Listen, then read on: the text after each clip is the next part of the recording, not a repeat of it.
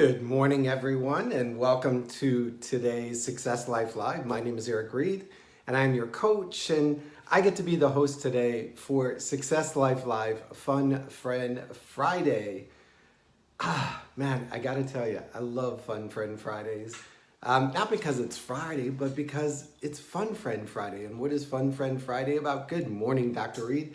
Fun Friend Friday is about me bringing a guest, a friend, an influencer, somebody that I know, good morning, Charles, into the room, into the house, so to speak, and sharing the platform so that you can get to know the people that I know that are making an impact and a difference and a change in the world. Good morning, Donna. And so I'm really excited to have our Fun Friend Friday guest, hashtag one name, hashtag Jake, in the house. So as we all get in and get warmed up and get settled in, get coffee in hand, do me a favor and do a share, do a shout out, do a reminder to somebody that you know needs to be in the house for this. Good morning, Dennis LaRue.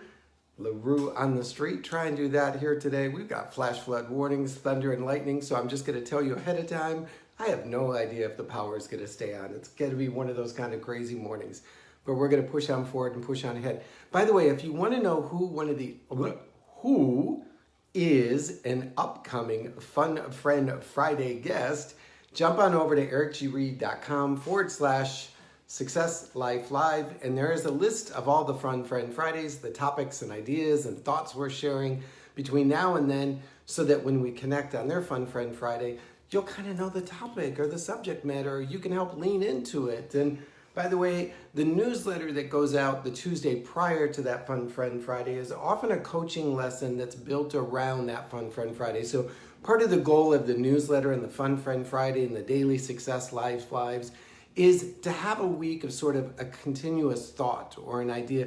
Because if you're like me, you got to hear it more than once.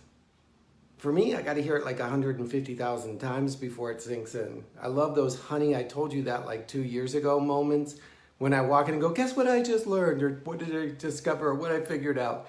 So that's why I try and make sure that between the newsletter and the Success Life Lives that occur every single morning at 8 a.m. Eastern, and then the Fun Friend Friday guest, you're kind of getting it from different voices, different angles, different approaches, and the same goes with the podcast Success Life Radio.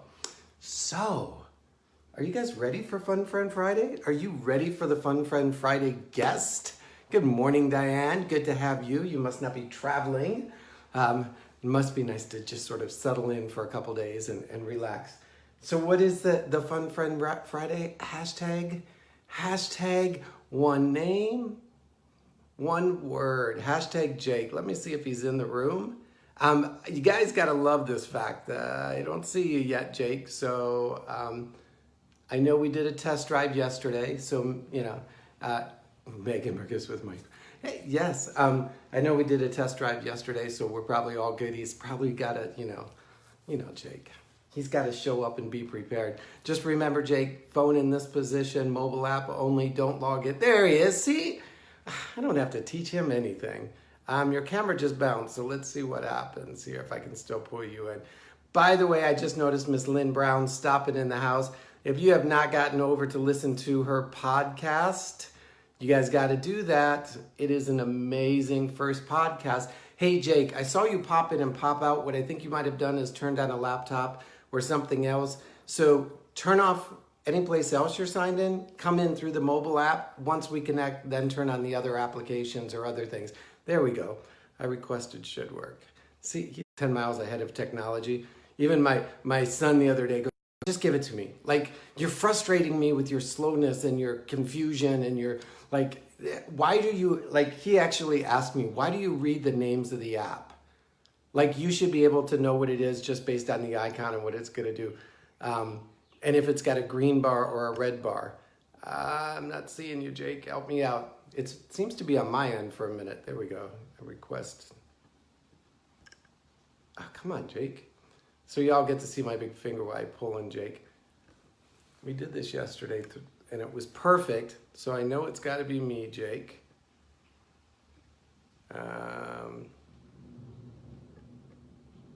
Go ahead and give me one more time. One more time there, Jake.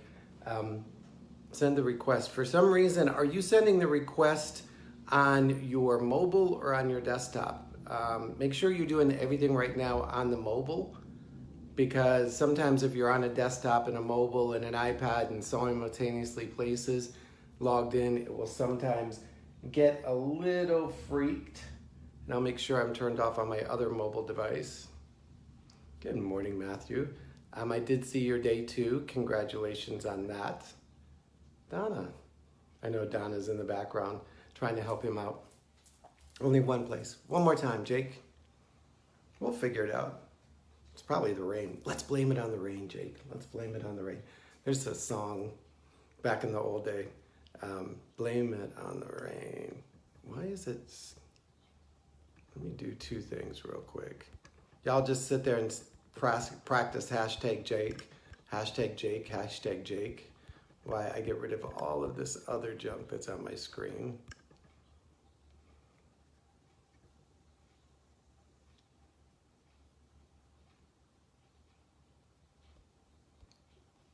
Yeah, I'm gonna jump over this way for a minute. And I don't think, yeah, Donna, I'm gonna hit add you and then he's gonna jump over. So run across the room, ready, set, go, Jake.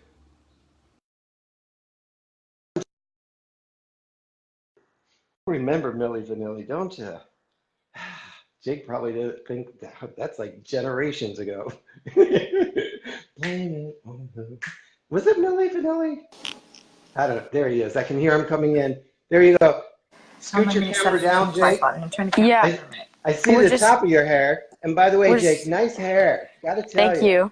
Thank you. Gotta tell you, Jake and I will be doing a hair class later this week on how to get it to stack and stay regardless of the weather. He's adjusting his camera, so, and he's getting frustrated because here's one thing that I know about Jake. He is a perfection. He shows up as a pro, and this is upsetting him because he wanted to be on spot and on time. Now your mom's leaving the room with the other app, isn't she? Jake, everybody's loving it. There you go. All right. Is this good? Somewhere I'm getting an echo. There must be another device playing. Okay. Well, sorry. Now you're perfect. Perfect. Sorry, we're just trying to get everything managed. That's okay. We'll talk and manage at the same time. It'll be like riding a roller coaster, doing a Facebook Live, and inspiring the world. You are perfect, Jake. Awesome. Good morning. Good morning. Take a deep breath. Let it go. When you turn 18, you can change the middle word, but just remember, poop happens. Nobody died. Nobody died. Nothing went wrong. It actually relieved a lot of these old people on the other side, which you can't see right now because they're all afraid to do Facebook Lives because something like that's going to happen, and you just went and relieved them that it does happen and we survived. So great job. Thank you. So first, how did hockey go last night? You know, it was a bad game, and it was mostly the rest of the team's fault. I find I didn't do that much, but it was our fault. We lost, and our team did not present a lot of leadership because of it. Oh, see, do you like how he just slid that in there? So we'll do the Wayne Gretzky analogy. What does it be where the puck's going, not where the puck is? Yeah. How does that, see, we're diving straight in, you guys, but I forgot to introduce you. So keep that in your head. So you joined the John Maxwell team when you were 10. 10, yep. Because I know they don't give out like free candies and Nintendo or PlayStations. Yeah. I was, in the February IMC before I went, my mom had gone in August before that, and she was always on the calls, and I was always listening to them I was listening to Mark, I was listening to Paul, because I was always with her and everything. While listening to them, I just heard the amazing things that everybody was doing, and that, I wanted to be a part of that, and that, they were teaching everybody and pouring into people and, listening to John and getting poured into. And I love that, and I wanted to be a part. So I asked my mom, and then she asked Paul, and was like, my son's 10. Um, I want him to go to IMC. He's mature enough, and so I went. I loved it, and I keep coming back. So you already taught us one thing. If you want to influence your children, use somebody else. Yep. Because I know with my son who is now just turned 10, he never listens to me, but he'll tell me what everybody else is talking about. So parents, turn off the radio news every morning, turn off your music and just start popping in inspirational leaders, teachers, and thinkers while your kids are in the car, and they'll just have to listen Or until they you turn could, 18. or you could come listen to Success Life with EricGReid. Oh man, yes, new hockey equipment and skates are on the way, and that's an expensive sport. That's as a kid from Minnesota, so I love that. So then you said we were talking about Wayne Gretzky and be where the puck is going to be, not where the puck is. So how do you? Oh, I'm sorry. So you joined the IMC at 10, and that was three IMCs ago or two? Yeah, 3 IMCs ago. So you've been back three times. You're now Yes, 11 going on 12? 12 in a month. Oh, do you love when kids do that? When you get to my age, you start counting backwards, but that's a long way off. So you're 12. So now going to the Wayne Gretzky analogy, be where the puck is going to be, not where the puck is. How do you use that as a 12-year-old, both in your daily behavior, and then as you try and take this thing called John Maxwell IMC thing into your school, into your community, into your team? Well, in my school, I like to use leadership as, because it's not the easiest way to just bring it on them. We don't have the most time. But there is, as I listened to the Brian Buffini podcast this morning, there is other ways you can present leadership to others, and anybody can do this, the teachers, anyone, by just, doing an act of kindness or showing generosity or giving and giving back. Because as he says, if you give one slice of pizza or slice of bread, it'll come back in a loaf. So just doing easy stuff like that, that's what I like to do, like saving a seat for my friend at lunch or something. It might not show up on their faces, and that's something that I have, how do I say this, analyzed a lot, but you can see that it has an impact, especially. So I like to do easy, good favors like that. That's how I pour kind of leadership into my school. So I want to go back because you bring up something that I think as adults we all struggle with is that planting of a seed and not seeing a fruit. Or I did this and I did this and I did this and they didn't seem to acknowledge it. They didn't smile. They didn't say thank you. It didn't bring me the check, the speaking gig, the clients that I want.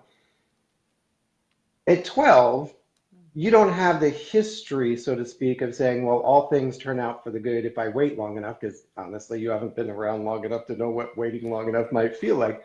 How do you like say, you know what, I'm not going to give up. I'm going to keep on giving up the seat, giving away a slice of bread kind of thing? Um, what I think is that if, like I said, giving a piece of bread, it'll come back in a loaf. If you keep doing stuff like that, one day, what they're going to do is say you were late for lunch or you weren't there first. They're going to save you a seat because they realize, well, Jake is doing all this nice stuff for me, or Eric is doing all this nice stuff for me. Why don't I do something in return? And you really don't realize how much it could impact the people. And yeah, I really don't need, that I don't, at this age, I don't need the good speaking gig, not, not for a little bit, but, yeah, it's just seeing in the way it could come back to you and impact their life is just, being a good role model to them is everything. But, and I'm going to speak from my experience. You may be stronger, smarter, better. But when I was in school, there was there was I mean, there were, when I say mean kids, if you were the different kid, the unusual kid, the one who turned in your homework, did the act of kindness, talked about leadership or faith or something like that, you could quickly feel the temperature in the room or your group go like, oh God, there goes Jake again talking about this leadership kindness thing. Does that happen? Yes, actually, sometimes.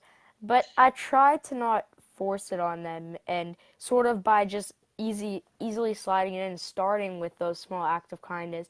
And then, see, it doesn't necessarily take like just you speaking straight leadership into them. Because even with these small acts of kindness, it doesn't get tiring. And also, if you present it to them in a way that makes it funner. Like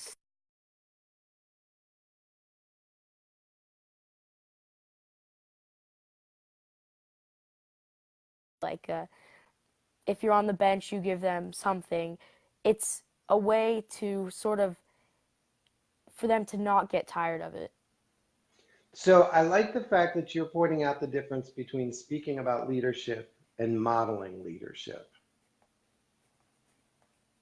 That you realize that you can make a bigger, safer by not calling too much attention and making it a negative experience by modeling it versus trying to find a mic in the lunchroom and giving a lunch and learn while your friends are hanging out.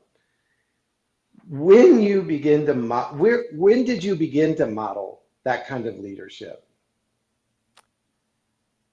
Most of my life, as soon as I've gotten to a mature age, about 9, because even before the John Maxwell team, I have always wanted to be a good person and I've always wanted to give back and be kind.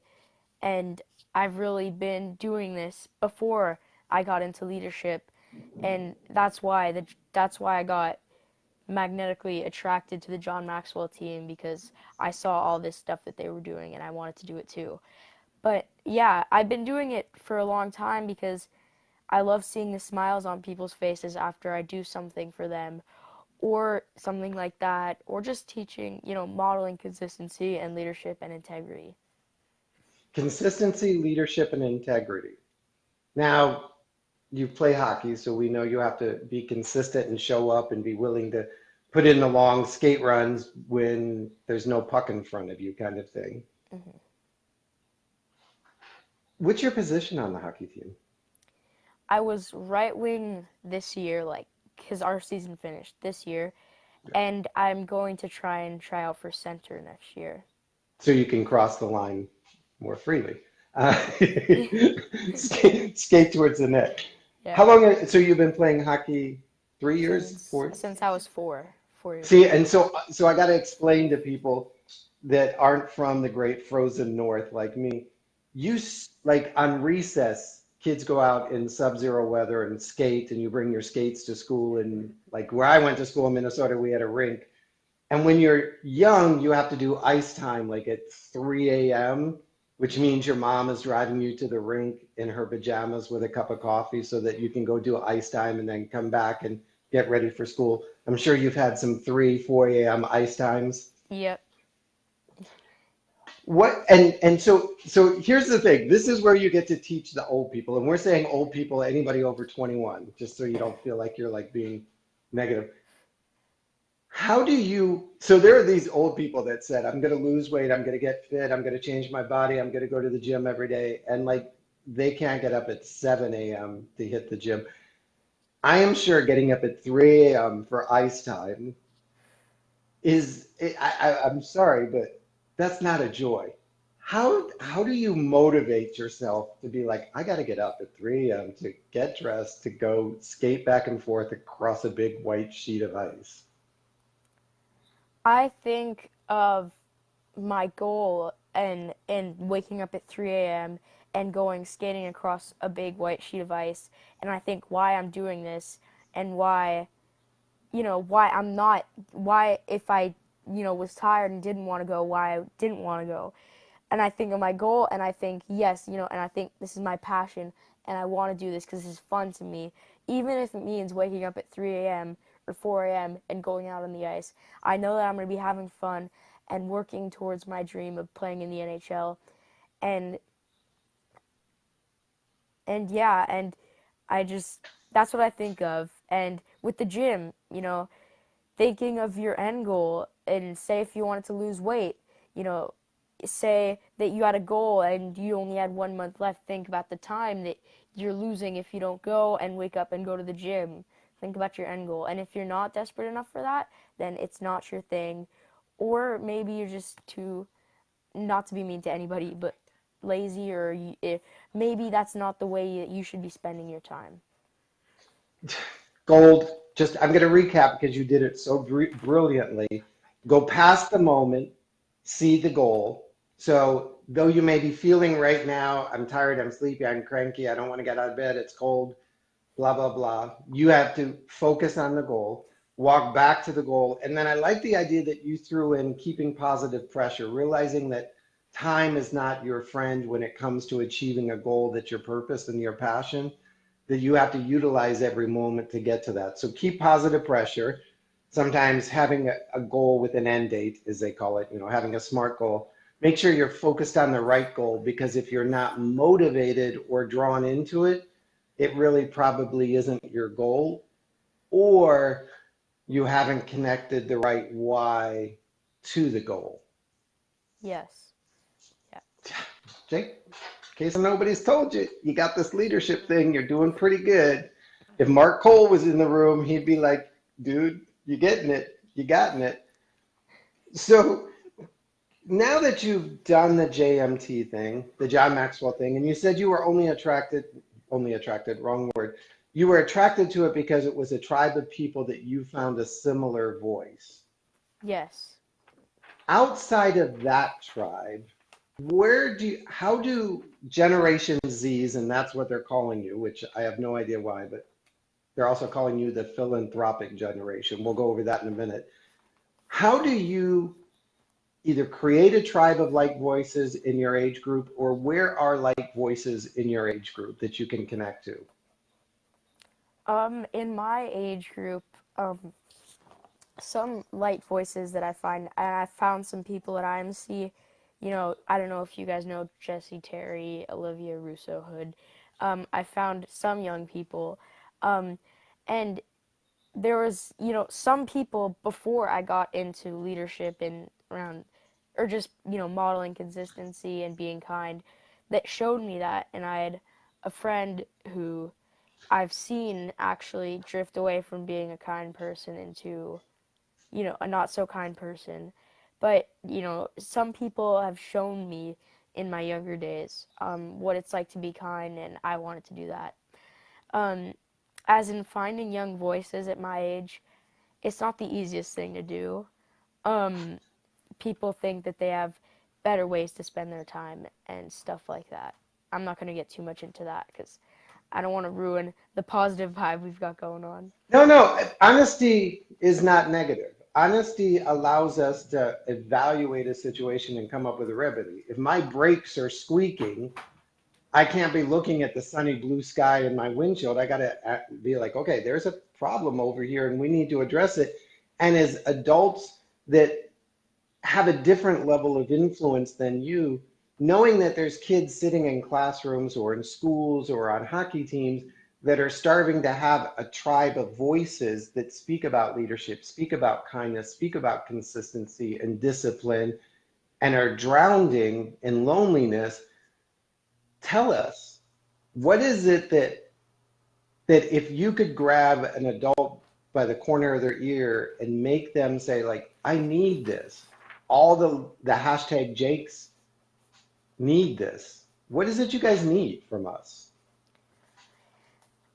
If you can, if you have the chance to be a good role model and be there for them, because often teachers say, do this, but do as I say, but don't do as I do, and that's what the kids don't get, and that's what the kids, some adults are mean and they need good role models, and I experience it myself.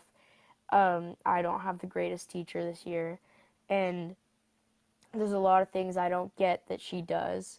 Um, but to have a good role model in your life, like the lunch teacher or your hockey coach, you know, to have like-minded people surrounding you. And I think to just be shown that there's a different way from, if you're being mean to people, there's a different way to live. And yeah, I think, yeah, just, So, so modeling, and what I'm noticing is you define model or leadership as a lot of modeling and a lot of modeling of kindness right now, yeah. which I think is interesting because I want to jump over here. See, I can do two pieces of technology at once. I'm not that old. So what I find interesting about your generation, the generation that we're calling Generation Z, that you'll make up 40% of all consumers by the year 2020, that 26% of you guys, ages 16 through 19, and this is primarily because of the legal issues, volunteer time, that 60% of you want to work to make a difference, that 76% of you are worried about the planet, that 30% of you have already donated to an organization, just 1 in 10, just over 1 in 10 have started a charity, and that most of you have some kind of mobile app for donating, giving, or sharing. Um, You're the yeah. generation that wants to contribute and feels blocked. Do you have a charity that you work with? Like the one that, like, when I get my allowance, I don't know, do you still get an allowance as kids? Or do you just get a debit card that gets refilled? Um, Um, One of the things is a charity I haven't started working with, but it's one that I want to start working with as soon as I can, and it's suicide prevention because the amount of lives are lost and also racial tension. I think that maybe not, it's not probably not a charity, but I think that racism needs to be dealt with because I've seen a movie that everybody should go watch, and it's really good and impactful. It's called The Hate You Give. Some of you may have already seen it. It talks about racism and a lot of stuff that's important that people aren't looking at right now. But suicide prevention, because all these kids are being shown in school is that nobody's different and there is no John Maxwell team there to help them, and that there is nobody, and that all the bullies are always going to be mean, and there's nobody different than the mean teachers and the mean bullies and the mean kids at school. And so they say, I don't want to live, this is terrible, there's nobody different. And they need to be shown that there is hope and that there's a different way. whew, I have to think for a minute because that was big. We, as John Maxwell team members, could save a life simply by modeling kindness.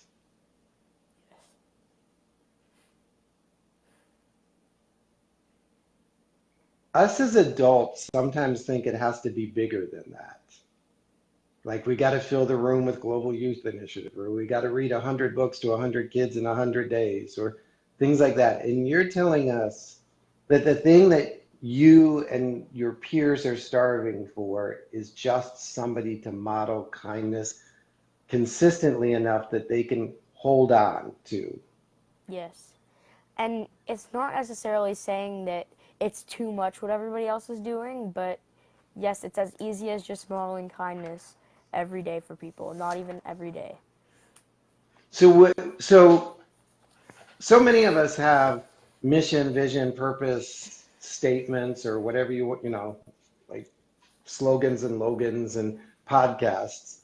Um, have you formulated a formal vision, mission statement? No, not yet, but one of my visions is to, again, save, all this and to sort of change what's happening in schools, because what Brian Buffini said is that I think it was 65% of what kids do and their manners are affected by teachers and bullies at school. And I feel like we need to have a good environment surrounding them while they're at school and not at home. Because at home it could be a perfect environment, but they spend, I'm pretty sure on average, an hour more time in school than they do at home. And I feel like if we just modeled a little bit more consistency for them at school, that it can make a huge difference. And that's one of the things that I really do like about the John Maxwell team is that awareness raising through global youth initiative of getting back in the schools, getting back to the community, getting back to our youth. And we sometimes need a big kick to get us to notice the obvious things. And so having global youth initiative brings us old people's awareness back into the youth, into the community. I want to go back to the modeling thing, because you said you have adults that don't necessarily model the behavior that you think would inspire young people and save young people from desperation and suicide. What is it that, and I love the fact that you have like an entire library of podcasts. So before I ask the question, who's on your podcast list? And we'll start with Paul Martinelli, because if he's watching and you don't say him first, we'll all be, so hashtag John Maxwell, then Paul. Well, that's one of the things I've been discussing with my mom is starting a podcast. Oh, we're going to do it for sure. Yeah. Go back to Jake's you know journey. what? There's so many people that I'm not going to say this in a ranked way. I'm just going to present a couple people. EricGReid, Dennis LaRue, you. You're working on getting a car too, and the hockey stick. EricGReid, Ed Reed. Dr. Reed. Who else? Dr. Reed. Yeah, Dr. Reed. Rick Morris, if he'll come onto my podcast. There's so many more people that I'd name. So, celebrity podcast. You said Brendan Burchard. I'm sorry, you didn't say Brendan. You said Brian Buffini. I wish. Who else is that you listen to though? That I listen to. I thought you meant that I'd have on. Oh no, I listen. Brian Buffini that my mom showed me this morning Irishman. that I just really that I really liked. And then podcasts, I like to listen to the Transformational Leader podcast that it's Mike Harbour, I think, Paul Gustafson, and Paul Martinelli do. Robin Sharma's, I don't know if anybody knows who he is, but he's awesome. Amazing. Those are like my top three. So I'm going to have to, and Adam, and I can't think of his last name right now, but he wrote the book Promise of a Pencil. I would throw that one in for you. Phenomenal. Any Brendan Burchard, High Performance Habits. Absolutely love everything around him. Marie Forleo. Oh man, I've got a list of them, so we'll just sort of swap. My kids are into Pokemon. I'm sure you're past Pokemon. Yeah, that was a big thing about 3 years ago. Well, just so you know, it just keeps recycling. And the other day I got a stack. Somebody had sent me their kids' old stack. They're like from 2008 Pokemon cards. And so I'm now using them to bribe my kids to do homework, and it's working beautifully, I have to say. So Pokemons are the currency of choice in our house, but with you, I'll exchange podcasts and book covers. So going back, and I like the idea that you intentionally seek out voices to influence you to counterbalance the negative or non-leadership that you see. What are the qualities, and if you're not allowed to grab your $21 book off the shelf, what are the qualities, if you had to say, if every leader could magnify these three qualities in their life as modeling qualities, not behavior qualities, but modeling qualities, it would impact youth at a different level? 3 of them. Just three that if you could have every teacher, every coach, every lunchroom lady in your school start to rise up to a higher standard on these three, it would change your school. Integrity, integrity, modeling kindness, and modeling consistency. Ooh. So modeling integrity, modeling kindness, and modeling consistency. So again, if we took the opposite, we would say that currently lacking in our schools, our parents, our coaches, and our leaders, our social media, and our political influencers is integrity, kindness, and consistency. Talk about, so we're gonna do a minute with Maxwell thing. We're gonna start with the first one, integrity.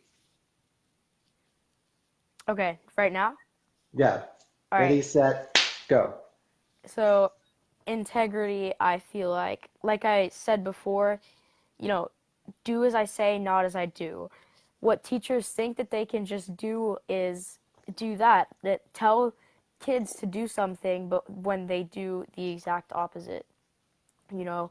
Um, I see so many teachers, blow up and say, shut up to kids and all this stuff at my school that I think, you know, should be changed. And I think teachers need to have a little bit more integrity in what they do. Like last year, I had an amazing teacher. She was awesome. And she modeled this very well.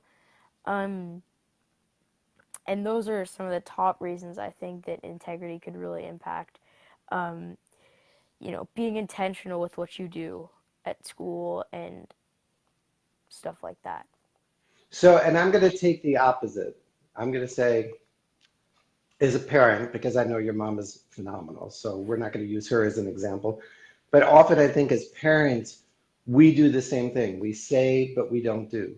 We tell our kids they're not allowed to swear, but we're watching TV in the other room that's full of such language.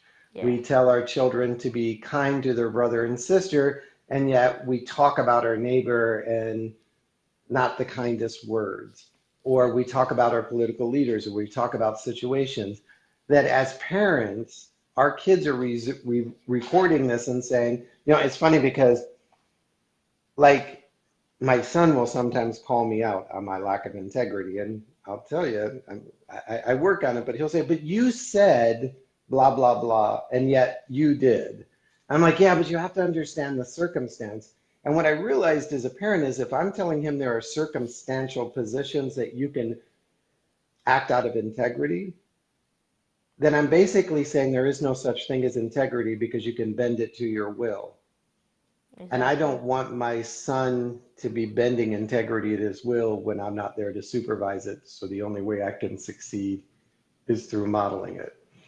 So, minute with Maxwell now on the word kindness. Kindness, to me, a word that means a lot because for me, I've had a lot of adults around my life, in the John Maxwell team. And when I was younger, we had a ton of friends, neighbors. We were all friends with our neighbors. We were just that kind of family. When my sister and brother, were living with us. And it was always so kind, and they were always so kind to us. And to me, that made such a huge difference. And going back to the fact that with some of my old friends that were really kind, and to me, when kindness, when somebody models kindness, it just puts a smile, for me at least, puts a smile on my face and makes me want to go do what they're doing. And that's what sort of dragged me into the John Maxwell team. Um, but it puts a smile on my face, and I think, wow, I feel so much better now that this person has said this or done that. And that's all that these kids, need to be shown. And if we can even, let alone the teachers, but if the kids can go and be kind, that'll show, the kids that are on the edge and, just hanging on a ton, because it's their friends doing that, not teachers, mature adults, it's their friends. And modeling consistency, I feel like is, yeah, I mean, kindness, I feel like is one of the most important things, with manners, manners and generosity and all these things. So I'm going to put you on the spot if you don't. First, we connect with our, Heart. Uh, before we ask for, you got it, before we ask for a hand. a hand. Oh yeah, yeah. And Kind of like people don't people don't care how much we know until they know how much we care. see, Kind of like that. it's amazing that he's got these just stuck in his head, like they're just gnawing at him for his behavior. And I think so. Kindness is really hard because kindness requires us to give away without necessarily knowing if we're going to get anything. Kindly, and so I often see us as reservoirs of the things that we receive. And because you're able to make quotes like people don't care how much we know until they know how much we care, tells me that you're filling up a well full of wisdom and knowledge and affirmations that you draw from when you need it. If we're not pouring in as parents, as caregivers, as coaches, as neighbors, kindness into the kids, how can we ask them to pull it out and give it to their lunch mates, give it to their classmates, give it to their team members? Because they can't give what they don't get. And so, again, as parents, are we actually, I know sometimes we assume our kids know that we love them and blah, blah, blah. I mean, they got food, they got clothing, they got a bed to sleep in, those kind of things that we sometimes as parents get in the habit of parenting, but we forget to get in the habit of giving kindness to our children, showing kindness, modeling kindness around our children so that they can pull from it and share from it into their community. So Jake has challenged us with integrity, kindness, and now consistency, I think was your third one. Yeah. Um. Okay. Um. Consistency, I feel like, is something that everybody needs, and whether most of the things you do in life takes consistency. Whether it's waking up at 6 a.m. and going to work or going to school, or waking up at 5 a.m. to go play hockey, or waking up at 5 a.m. to work out or go to the gym, or read your favorite book. A lot of things take consistency in life, and I feel like that with consistency, if you're consistent with everything you do, you can be the greatest at it. If you're not, then it doesn't matter how low you start unless you have a limited time. And to start now rather than start tomorrow, because tomorrow the job's only going to get harder. And modeling consistency, if you start today and keep modeling consistency every day with playing, if you wanted to be a star quarterback in the NFL, and you model consistency every day by running, trying to run or trying to throw with your dad or something, it could just help a ton. And consistency is really important, I feel like. So you guys, Jake has got wisdom bombs, and I can hear his mom back there with a notebook just writing it all down, isn't she? Um, Tomorrow it's only going to get harder.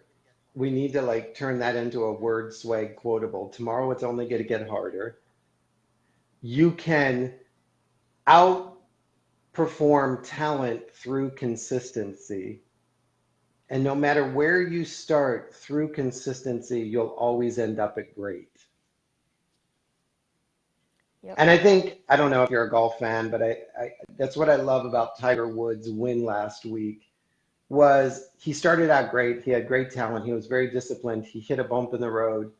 He had some major setbacks. He put his head down, knew that if he just kept going, he would one day again arrive at great and win the Masters. And so I think, so here's the question, because I'm a parent, I got a 10-year-old. Gosh, if I forget that, he'll kill me. He's now 10. what is the right amount of pressure? You seem like a very self-disciplined, very self-motivated kid, but sometimes my kid's like, I just don't want to do it. And like, I'm like, okay, am I pushing too hard? Is this my dream versus their dream? Like, tell me how I can get him to become consistent because I'm pretty consistent in my life, at least at 8 a.m. every morning. How do I help build consistency in my kid? Because I need some help here. Um, I feel like if you're trying to push it on them, and this goes for every parent, if you're trying to push something on them and they don't want to do it, it doesn't necessarily mean it's not their dream or it's not their passion. It might just mean that they don't want to do it every day and that it's not fun for them anymore because you're trying to push it on them every day and all the time. And I feel like let them, kind of discover what they want, and you can help them through that, but not try and push something on them. And help them discover that. And when they found it, ask them, do you want me to help you? Do you want me to take you to the rink and we can skate and do some drills? Or do you want to only do it twice a week? Do you want to do it 3 times a week? Um, that could, and helping them sort of start modeling consistency and not pushing it on them too much, could, just be, you could show them, that's the way you show them, you know, they don't care how much you know until they know how much you care.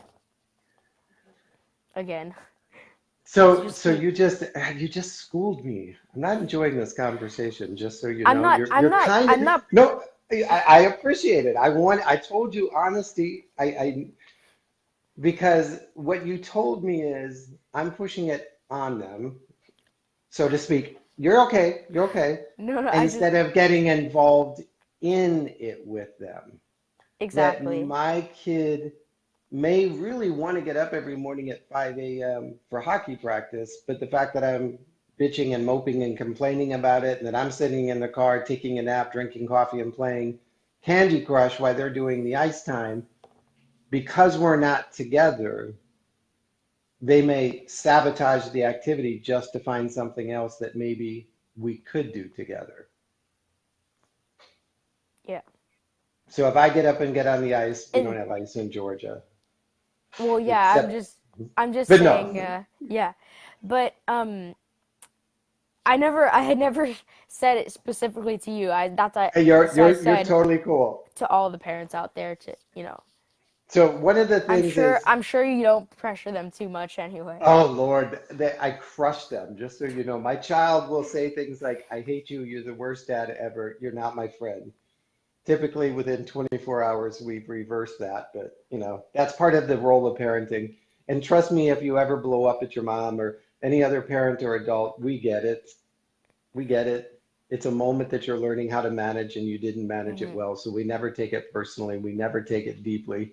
As I told my son, someday you'll have a kid, and I'm going to tell him exactly what to say because I'm keeping notes on what you said to me. He doesn't believe me, but One truth thing I is, actually meant to add when we were talking about, school and stuff, if the kids see the teachers being, disrespectful to them, I they're not going to be they're not going to want to be respectful to them, and they're going to want to be just as disrespectful, and that's what teachers don't get. And going back to the fact what I was talking about, earlier with kids and stuff. now you're cool. You've got like a gazillion comments over here that are going by so fast, I can't even read them. So you're going to have to go back in and read them. They're like, everybody is just loving on Jake. They're saying you have great wisdom. You're teaching us parents what we need to know. Thank you for telling us what we have to do in our schools and in our communities. Model integrity, model consistency, and model kindness. That as parents, the things that our children are looking for us most is consistency, kindness, and integrity. I'm sorry, that did them out of order and I lost my place. Um, now I want to go back because you touched on it again, that there are kids just hanging on. Do you have kids Yes. like that in your school right now? I used to know one who's actually, he's better now, but I could see it. He was shy, and because our teacher, and I'm not gonna get into it, but she was really bad. Um, she I was, hope your school she's year is really almost mean. over. Well, yeah, almost. It's being resolved, the situation, but Cool. she was not just mean to me, she was mean to a lot of other kids in the class. But he was not as strong as me, and he was really affected by it. Now he's doing better, thank God. But he was doing really bad, and that's the only situation, I didn't know if he was only hanging on or holding by a string, but I think I could almost feel it. So, and we're gonna get real serious for a minute. So take a deep breath, remind everybody, share it out. So often I'll hear parents, because I work with families in crisis, I work with kids in risk, I work with, families that are shattered, and they'll say, if only I had seen it. I didn't see it. I didn't know this was happening. What are you seeing? What should we be seeing that we're often not seeing when it comes to our kids that are hanging on at the edge? Like, I know there's not the top 10 warning signs like wearing an orange t-shirt for 3 days in a row, but what pulled you into feeling that this kid needed somebody? I think seeing him, and there were some times where he'd talk about it, but seeing him there, and So his, we got to get really tight on this. So I may interrupt you, so yes, get ready. He would talk about it. What is it? he would talk about um, the teacher and how mad he was. And there was one point where they actually brought in somebody from the school to go say, in our gym class, the middle of our gym class, to say, you got to be really nice to him. Because he'd have breakdowns where he'd start crying a lot, almost every day for like 2 weeks. Um, but they even brought in somebody to say, you got to be nice to him, you got to be his friend, you can't be mean or whatever.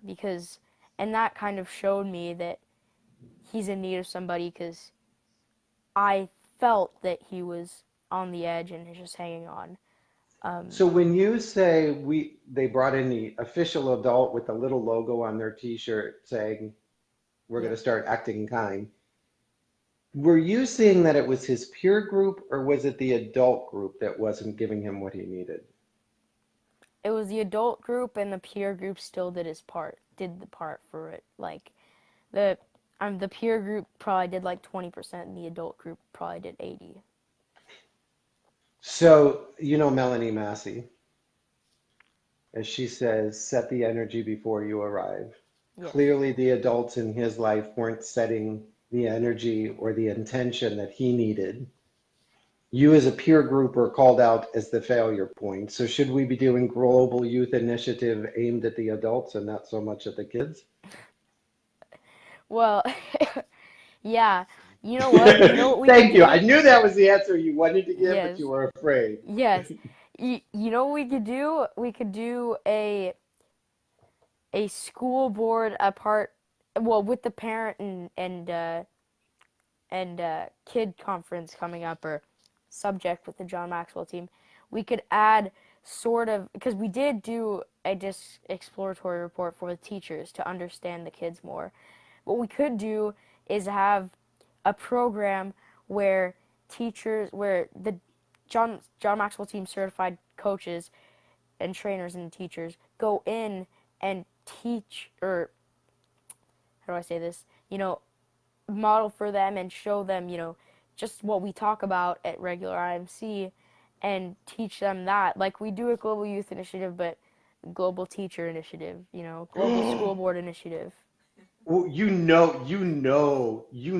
that's gonna, next year they're gonna, Gina Watts and the whole team are gonna be, let's do a global teacher initiative where we volunteer 1 day a week or several days during out the year where we teach teachers the Jake top three that that we oh, Jake, you said you were like, so the report that you did, I often go into schools and I talk Oh, about I this didn't do it. growth. I didn't do it. I think it was Devin Gino, but we did. It was a a report for DISC for teachers. That's what. So Yeah, they so could I'll sort of. often go into the schools, or I used to more than now, and I'll talk about DISC and how a D and an I and an S and a C could respond differently, the questions and cues, because not all teachers are aware of it. But I think what you said is more important is that when we as a group of students got called into the gym and were told that we needed to lighten up on the kid, that we sat there on the floor with our little legs crossed and we listened, and almost in the back of our head was like, you're talking to the wrong group, buddy. We recognize that we have a role in this, but what are we doing to our parents, to our teachers, to our coaches, to our cafeteria workers, to our bus drivers? Are they getting the same lecture? And I think you're right. So often we go in and we talk about bullying, but we don't realize that bullying happens from the teacher. We talk Exactly. about, And self-esteem, and yet the teacher, and I'm not picking on teachers in particular, but the influencers in the school, from the cafeteria worker to the bus driver to the teacher, aren't practicing what they're preaching. And as you said, that's about integrity. exactly. Yeah. And yeah, and that's what most people don't realize, and the school board and the people that come in to help the kid, they don't realize that it's not necessarily the kid's the problem, and it might be the teachers. And I've experienced it, and I'm happy and grateful that I have the angle I do on the situation, because as I've explained, I have a teacher that I'm able to see, what's happening, and I have an angle that most people already, just being youth and being in leadership, but an angle on seeing a teacher that's mean and bullying, not necessarily bullying the kids, but I'd Bullying put it doesn't that have to way. be, bullying can be very soft. Bullying Yes. can be very quiet and still very hurtful. So we can use the word bullying safely.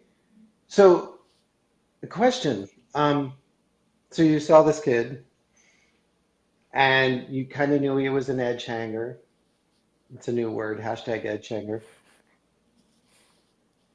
Did you feel like you had the freedom to go talk to an adult and say, I got a friend, hashtag edge hanger. We need to help him. Here's what I see. Not necessarily, because in my eyes, I didn't see much that the school could do for him.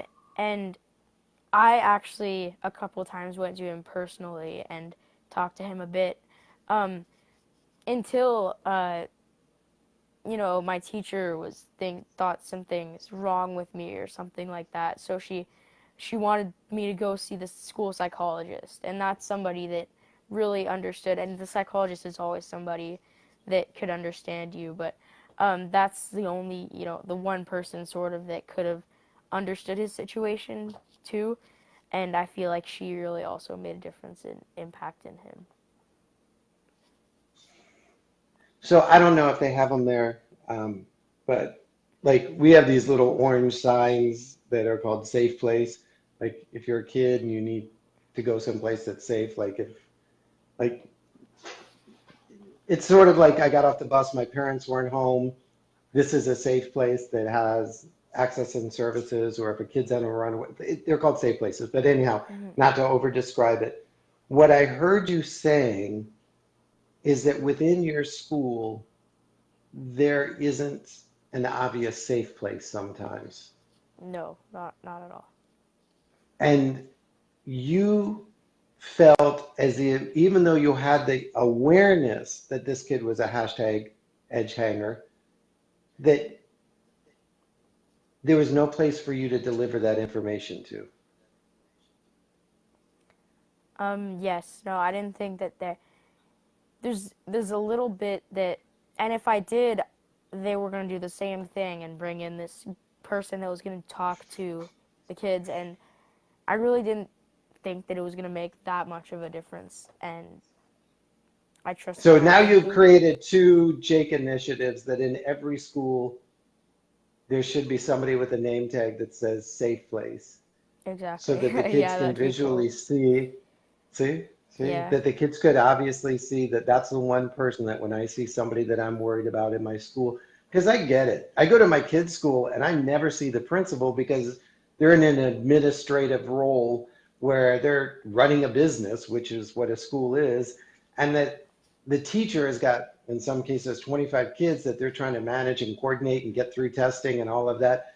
That as a 12-year-old, it's like, okay, I've got this information and I'm 12 processing it with a 12-year-old brain and emotions and feelings, and I don't know where to take it to, and all of the adults seem really busy or disconnected, or I don't trust them because they haven't modeled integrity, kindness, and consistency. So I'm just going to sit here with the information and hope somebody else notices it too. Um, Sorry, I didn't catch a little bit of that because I'm trying to see the power because we got the new phone that there's no headphone jack and we don't Oh, have AirPods, so I'm just gonna you'll check have it to have if I mom can. sneak up with the power. That's why I always have my I power can cord see. in. So one of the things that I think I hear you saying is, as JMT members, as leaders, as influencers, as pastors, preachers, people who want to make an impact, because you have quite a few people making an impact this morning, because your Facebook feed on my side is ballistic. I have got to tell you, you're killing it, dude. Like, Thank you. like, trust me, they are. Jan, the 12-foot Scottish giant just jumped in the room. Um, and I asked you to be honest. I asked you to teach us what we're messing up. You are just delivering so much. It hurts me. And I don't, because I'm in this moment, it's hard for me to unprocess it or process it fully. That you were sitting in a room throughout the day, noticing a friend who was struggling and didn't see an obvious path to finding him a help. Yep. Um, And how many other kids and other classrooms are doing the same thing? in other classrooms on a scale of 1 to 10, I'd say it's about a 1.5. And and again, there was a ton of people when I was younger that would do the same thing, but people have changed and grown up. But the only obvious path I saw that I could help him in is I don't think I could take it to the school. The school I don't think could do much, or anybody at the school. There was no so-called safe place, and so I thought that if I went up to him directly, I could impact him, and maybe that would make a little bit of a difference in his life, and it did, and I'm very grateful. Well, and I honor you and I thank you for doing that. It took a lot of courage and it was very risky, and you saved a life. Maybe I didn't save a life, but You maybe it could have escalated to that. So let's just say you saved somebody's life. It may not have required that their heart be restarted, but their hope was. Okay? hmm So, yes, you saved someone. You gave them hope when they had nothing else. And it's amazing, having worked in kid care for 20 plus years, how little hope it takes sometimes for a kid to wake up and keep going. And so, thank you for giving him that gift. Thank you for being the leader that you are, that saw that said, wait a minute, I don't know what to do with what I have, but I know what to do with what I can do. And that's just, as you said, give him a slice of bread and let him know that there's a loaf waiting if he needs it. What you've told us and challenged us again, and you've dropped more challenges than Dr. Holly Kelly, I'm telling you, and she's a Marine, is that as adults, we need to let our children and our children's community know that they have a safe place. That you may not be directly linked to a kid, but you need to let kids know that you're linked as a safe place because they may not know an alternative. And so, again, as people who are watching the podcast, people or videocast who are listening to this and sharing this and being connected with this, do your children know that you're a safe place to have that conversation? And I get it. My kid will not tell me as much as he'll tell the neighbor kid's parents because I'm his parent. but do your neighbor kids know? Do the kids on your kids' hockey team, baseball team, softball team, whatever it is, do they know that you're a person that will listen with lips closed, eyes opened, ears tuned in as a safe place? And I think sometimes you've got to, as a parent, we've got to tell our kids and our kids' kids and the community kids more than once that, hey, if you've got something you don't know how to talk about, talk to me. Now, and I will tell you often is my kid, they'll always come with me and tell me, oh, well, you can't tell anybody. And I always say, and those in education know we can't do that because we're mandatory reporters, that as long as it's not going to harm you or somebody else, we'll work together on it until I feel it's necessary to bring somebody else in. So understand that sometimes adults, we do have to involve other people, but we do honor the voice that you bring to us, and we try and listen to it as an equal and as a peer, not as a child. And I think you've proven yourself very much as an equal among some great giants on the John Maxwell team. So you're not the youngest. You're just the only one without a driver's license right now, or access to a driver's license. Jake, your wisdom. I can't wait for Jake's journey to start back up. See, I did my homework. Biggest takeaway that because I know it's your day off from school as well. Yes. Biggest takeaway that, like, okay, if they only got one thing from Jake this morning, if you spoke for the generation that you represent, I know, big responsibility, huh? If you spoke for the generation that you represented, what is it that we're missing? What is it that we're screwing up? And I use the word screwing up, not you. What is it we're missing as adults? To be kind, show them that you're not there to critic, and this goes for all adults, parents, teachers, anyone. Not that they're not there to critic, and that you're there to you're not there to critic what they say. You're there to listen to them with, as you said, eyes, ears open, and to be there for them, and sort of just let them know that mean and bullying and all this stuff that's happening that they think is the only way, that's not the only way, and that there is hope. There is not no hope, and there is hope for them. Amazing. And so, thumbs up, drop the mic, all of the emojis I can think of. What's interesting is we as adults, old people, assume that because you're the most technologically connected kids, you're the ones that can app and Facebook and walk and talk and chew gum and Twitter and all of that, that what I hear you saying is, and it's interesting because all the studies and research show that though you're the most technologically connected or global kid, because you can talk to somebody in Bangladesh as quickly as you can talk to somebody next door on the bus, that what you hunger for most is real, live, intentional kindness. That you feel kindness has been lost somehow in the world. Yes. From my angle, my perspective, and it might not be this way in every school, but my angle, yes. Wow. And kindness isn't that complicated. Not at all. See, I'm just going to tell you, because the other old people would never admit it. We overcomplicate stuff, mostly out of fear and insecurity. We try and make it bigger, fancier, more PowerPoint slides, more presentations, when in reality, you're telling us we're screwing it up by just not sticking to the kindness concept. The way you say it sounds a lot more mean than actually. Yeah, I'm allowed to be. I'm old. I pay my own mortgage. You're still 12. You have to don't worry. When you get to be, no, we are. I mean, obviously, and let's be honest. I mean, you're mature enough. If there are kids sitting on the quote edge hangers, hashtag edge hangers, clearly somebody in authority, which is us as adults, is screwing something up.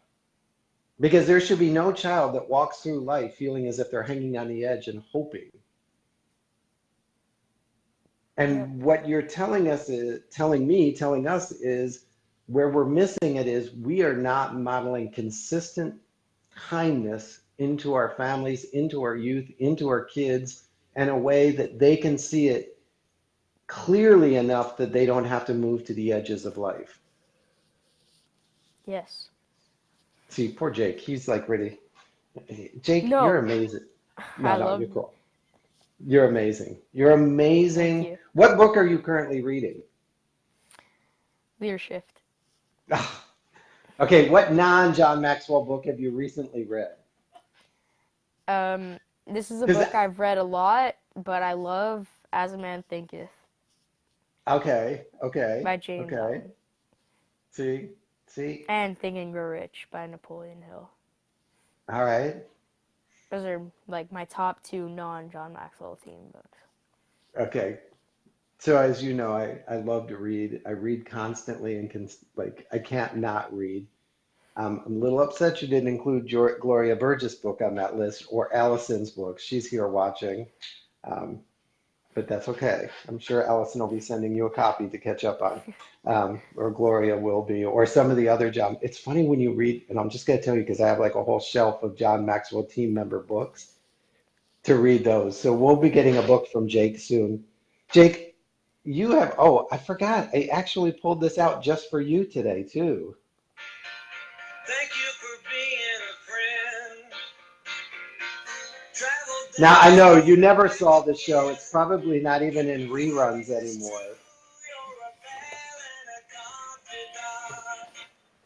So Facebook shuts us down if we do more than 15 seconds. So here I'm going to put you on the spot. Take a moment, take a deep breath. I know Mom's sitting like eye to eye with you right now. I can She's hear her in the actually back. to my left on the couch. Okay. So go ahead and turn towards Mom. Don't worry about the camera. Finish this sentence. Mom, you best exemplify leadership by, or you best exemplify leadership in my life by being there for me and being kind and loving in the times that are toughest for me.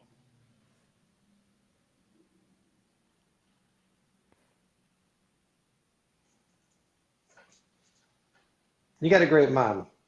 I know. Best ever. And she is raising a phenomenal leader that's going to impact, that has already today impacted amazingly to amazing people. You are going to continue to transform the world. I know afterwards we're going to have, your mom and I were teasing about a new podcast, a new video cast, a new something cast. So we'll have to explore that. And you'll probably get 10 podcast Facebook requests to do other people's shows. I know you've done a couple.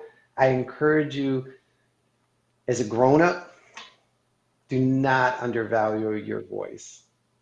You have taught at a level that many adults struggle to understand. You have seen with a leader's eyes, you have spoken with a leader's heart. You are truly a leader, not just of your generation, but a leader on his own. And I thank you for being my guest this morning on Fun Friend Friday. You have brought it big, my friend. You brought it big. Thank you. It's my pleasure to be here. Yeah, it was my gift. I got to tell you, I was nervous. Just between you and me, I was nervous. I've heard the legend of Jake. Hashtag one word. Hashtag one name, hashtag Jake. Everybody, I want you to do me a favor as we close out today's Fun Friend Friday. Give Jake a shout out, give him an applaud, tell him how great he did, tell him thank you. Send him a private message if you can. If you're not, I understand. Send it through to his mom. You know who she is, Donna. And take a moment and share this out, but listen more intently to what he's taught us this morning. Children are starving for kindness. We have written them off as the text, iPad, iPhone, app generation that's always looking down. using their thumbs when really what they're doing is crying out for somebody to notice them hanging on the edge, looking for hope. And the only tool that they see is that technology tool. And you have a responsibility now that you've been raised in your awareness to move off technology and into connecting with them heart to heart, and really lean in and make an impact. And as Jake said, the three qualities that the generation is looking for is that integrity, that consistency, and that kindness. That all the other things right now show up with integrity, show up with consistency, show up with kindness.